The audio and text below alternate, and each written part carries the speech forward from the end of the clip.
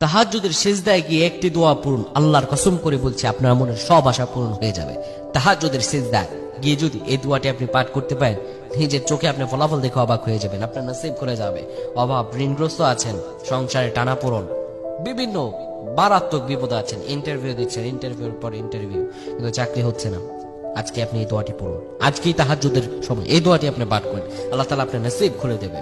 কিভাবে তাহাজ্জুদ পড়বো? আমরা অনেকে প্রশ্ন করি যে কিভাবে তাহাজ্জুদ পড়লে আল্লাহ তাআলা আমার দোয়া খুব দ্রুত কবুল করবেন। সবচাইতে উত্তম ভাবে পড়ার নিয়ম হচ্ছে একবার সূরা ফাতিহা 3 বার ইখলাস পড়বেন, দ্বিতীয় রাকাতে একবার ফাতিহা 3 বার ইখলাস পড়বেন, 2 রাকাত পরে এরপরে সালাম ফিরাবেন।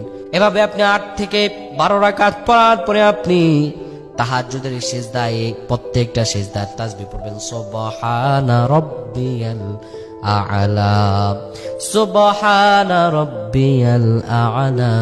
3 বার থেকে 5 বার এই সিজদার তাসবিহগুলো পাঠ করার পরে আপনি পড়বেন রব্বানা আতিনা ফিদ দুনিয়া হাসানাতাও ওয়া ফিল আখিরাতি হাসানা ওয়া কিনা আযাবান নার। 3 বার তাসবিহ পাঠ করার পরে 10 বার যদি তাহাজ্জুদের সিজদায় গিয়ে এই দোয়াটা পড়তে পারেন, আল্লাহ রাব্বুল আলামিন আপনার সব দোয়া কবুল আর মঞ্জুর করে দিবেন।